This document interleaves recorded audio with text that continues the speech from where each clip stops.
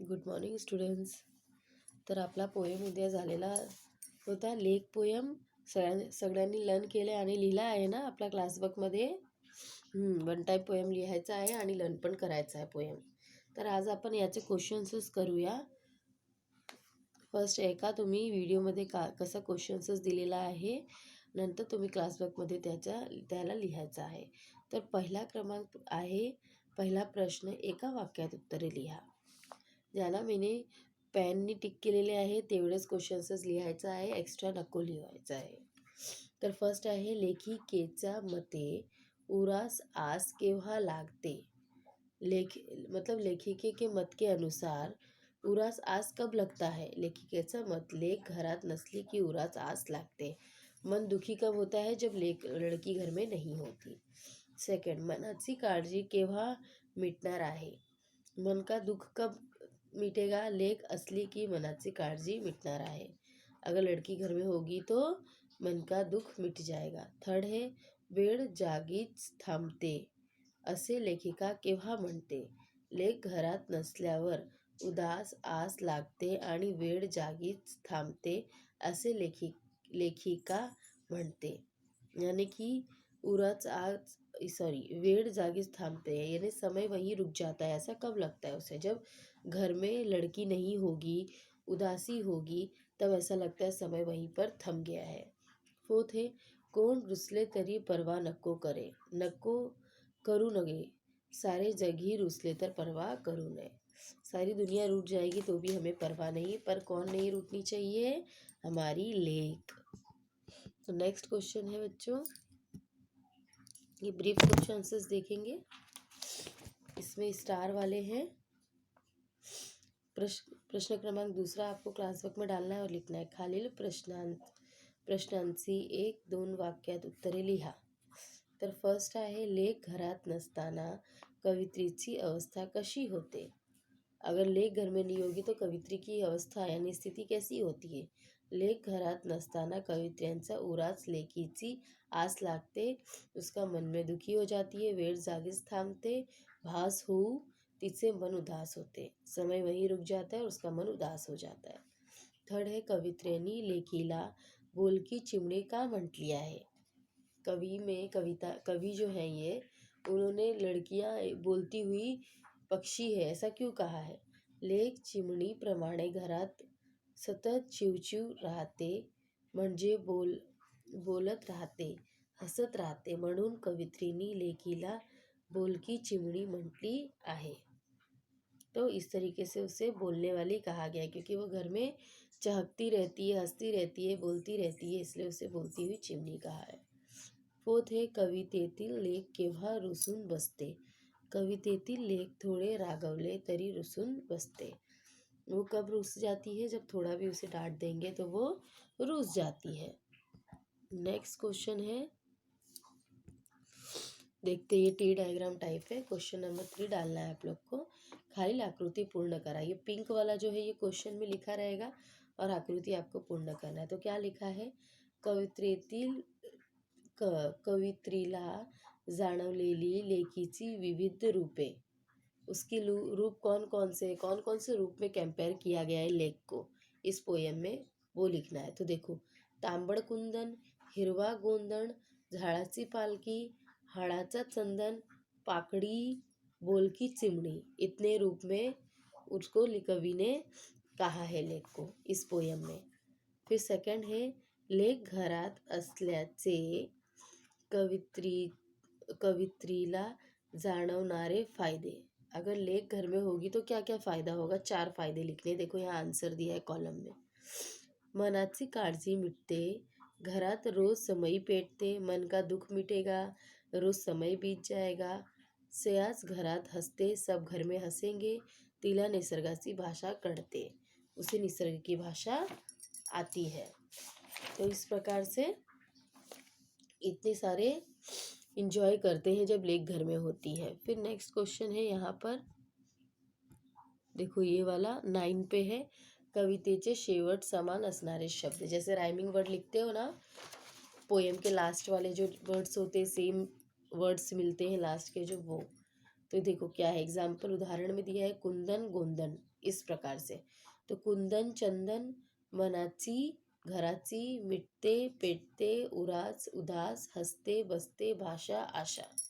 इस प्रकार से ये rhyming words type Hindi में लिखने हैं।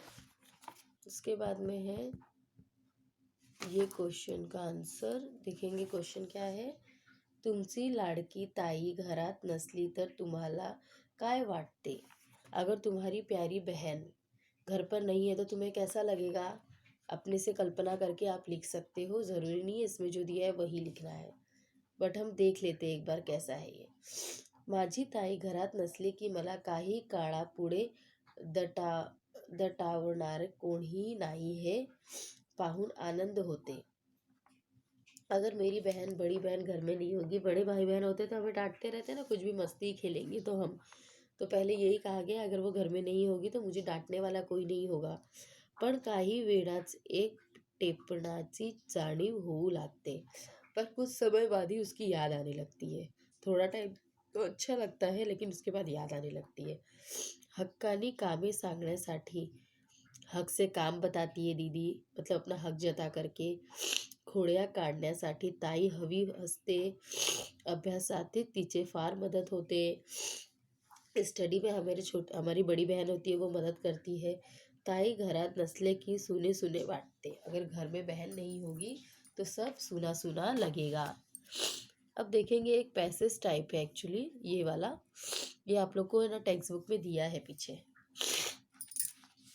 अब इसमें क्या है, ये वाला जो है आपको ये आपको क्लास वर्क में नहीं लिखना है, ये आपको आपके ऐसे की बुक में लिखना है। मराठी ग्रामर के निबंध सेक्शन जो पीछे है ना दूसरा विभाग, उसमें आप लोग लिखेंगे ये। अब देखते हैं इसमें क्या है। आपली समस्या आपले उपाय, हमारी समस्या हमारा उपाय, चित्र पहा, संवाद वाचा व त्यावरून खालील प्रश्नाचे उत्तरे दिया। जैसे कि आता है ना पैसेज पढ़ो और उसके उत्तर लिखो। इसी तरीके से ये संवाद यानी ये जो कन्वर्सेशन है ये पढ़ना है समझना है, उसके बाद नीचे जो दिया है उसके आंसर्स लिखने हैं। सबसे पहले चित्र में देखो कैसे वेस्टेज कपड़े दिए हैं, और ये वेस्टेज कपड़े से ये जो तोरण फटका और बैग वगैरह बनाया गया है। आई अरे जॉर्डन किती हा तुझ्या कपड्यांचा डिग, यानी तुम्हारे कपड़े का ये कितना जो होते हैं गुच्छा एक के ऊपर एक डाल के पहाड़ टाइप बना देते हैं ना, इसे कहते हैं डिग। ये कितना सारा है तुम्हारा कपड़ा।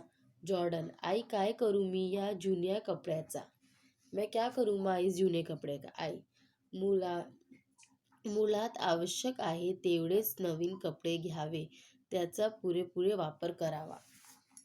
माँ कहती है कि जितना कपड़ों का यूज़ हो उतना ही खरीदो और उसका पूरा पूरा उपयोग करो, वेस्ट मत करो।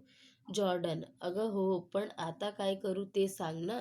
ठीक है माँ मैं समझ गया, लेकिन अब क्या करूँ ये बताओ। आई यातले जे कपडे वापरण्यासाठी चांगले आहे ते बाजूला कर, जे तुझ्या अंगात येत नाही ते फाटले आहे ते वेगळे कर।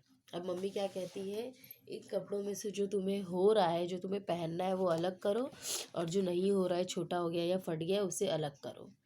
जॉर्डन आई आपण या जुन्या कपड्यात पूर्ण वापर करू शकतो का। अब जॉर्डन क्या कहता है कि माँ हम इसका दोबारा उपयोग कर सकते हैं क्या किसी चीज़ में। जॉर्डन आई हो नक्कीच, हाँ क्यों नहीं ज़रूर, त्याच्यासाठी आपल्याला फक्त कलात्मकता पाहिजे, यानी इसके लिए हमारे अंदर कलात्मक यानी आर्ट होना चाहिए। जॉर्डन आई काय काय काय बनवता या कपड्यात, क्या क्या बना सकते हैं हम इस कपड़े से। आई तुला सुट्टी आहे ना आज, चल आपण दोघी मिळून बनवूया। आई जॉर्डनला पर्स तोरण पायपुचणी बनवून दाखवते। उसकी माँ उस कपड़े से तोरण बना के बैग बना के और पाय पोचणी जो है ना फटका जो होता है वो बनाना सिखाती है। जॉर्डन आई किती छान झाल्या ग या वस्तू, पहा कितना अच्छा बन गया ये वस्तू, खूप छान दिसते आहेत। खरंच आपण जुन्या कपड्यापासून वेगवेगळ्या सुंदर वस्तू बनवू शकतो, यामुळे नक्कीच जुन्या कपड्याचा पूर्ण वापर होईल। जिस प्रकार से हर एक वस्तु का वेस्टेज का दोबारा उपयोग होता है बच्चों, उसी तरीके से हम कपड़ों का भी उपयोग दोबारा कर सकते हैं इस प्रकार का बना करके। अब इसके क्वेश्चंस देखेंगे नीचे। आपल्याला लहान झालेले पण इतरांना वापरता येतील अशा कपड्यांचा तुम्ही काय करतात। मतलब आपको छोटे हो गए वो कपड़े और दूसरों को उपयोग आ सकता है उसका, तो ऐसे कपडे का आप क्या करोगे? मला लहान झालेले कपडे मी माझ्या घरी काम करताना शांता मावशीच्या मुलाला देते. कधी कधी ऐसे कपडे जमा करून मी अनाथ आश्रमात पोचवते. देखो हम हमें बताया है, हम अपने से भी लिख सकते हो कि आप लोग क्या करते हो उस कपड़ों का। अगर छोटा हो गया है तो मंदिर के बाहर कोई गरीब बैठते हैं उसको दे सकते हैं, अनाथ आश्रम में दे सकते हैं, या हमारे घर में कोई काम वाली बाई आती है हम उनको दे सकते हैं. सेकंड, जुन्या कपड्यांचे काय काय बनवता येईल असे तुम्हाला वाटते? अब जुने कपड़े से क्या क्या और बना सकते हो ये बताना है आप लोग को. जुन्या कपड्यापासून पर्स, तोरण, पायपुसणी, सतरंजी, गोंधळी, उशांचे अभ्रे, नवीन कपडे बनविता येतील. अब थर्ड है, आवश्यक तेवढेच कपडे खरेदी केल्यामुळे कोणते फायदे होतील असे तुम्हाला वाटते? मतलब तुम्हें ज़रूरी है इतने ही कपड़े अगर आप खरीदोगे तो आपको क्या फ़ायदा होगा? आवश्यक तेवढेच कपडे खरेदी केल्यामुळे अनावश्यक कपड्यांची गर्दी होणार नाही. पैशांची बचत होईल, जागतेची बचत होईल व वेळेचीही बचत होईल. इससे क्या होगा? पैसों की भी बचत होगी, समय की भी बचत होगी और कपड़े का भी ज़्यादा भंडार जमा नहीं होगा घर में. फोर्थ है, कपड्यांप्रमाणे इतर कोणत्या गोष्टीचा अतिरेक टाळता येऊ शकते?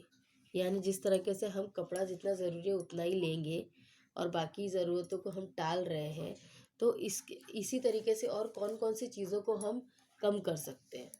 तो कपड्यांप्रमाणे वाहाचा अतिरेक पाणे कमीत कमी वापरून टाळता येऊ शकते.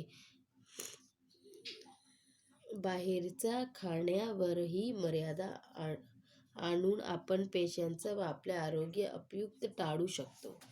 यानी कपड़े के साथ साथ हम बाहर की चीज़ें खाने का इग्नोर करके हम अपना स्वास्थ्य भी अच्छा बना सकते हैं और पैसे भी बचेंगे. तो हम घर में ही उसके बदले बना ले कर ले. तो इस प्रकार से ये वाला आपको अपने ऐसे में कैसे लिखना है, ये ड्राइंग नहीं